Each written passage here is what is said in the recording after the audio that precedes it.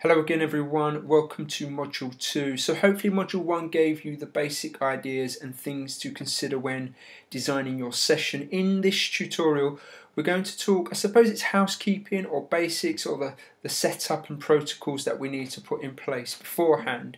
The things we go through are actually really important and should be completed before any session. So without further ado, let's get into those.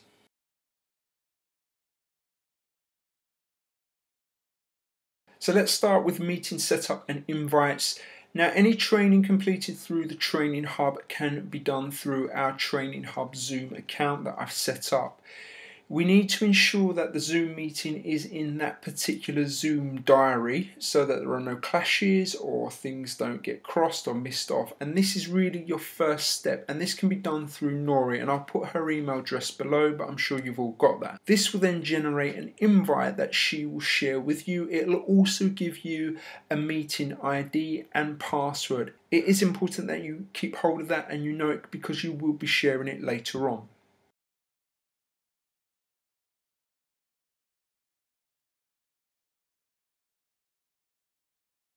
And then we come to protocols. Now, just like any training session, you usually establish protocols right from the very start.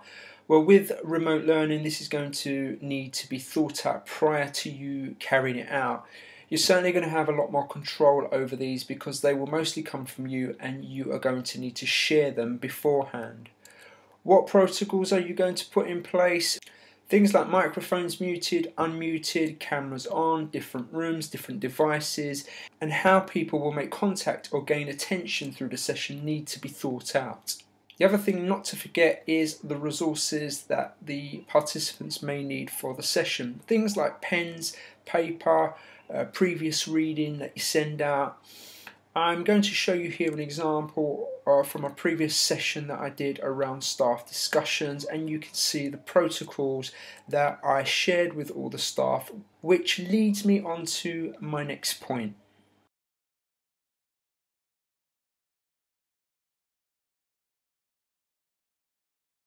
It's good practice as the facilitator to make contact prior to the session, or how else are you going to share the invite, the protocols, or any information or reading that you may have?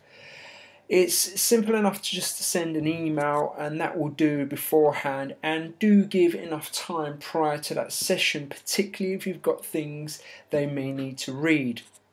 Good practice would be to send it out with a week or two's notice, and then maybe a reminder with the invite maybe a day or two beforehand.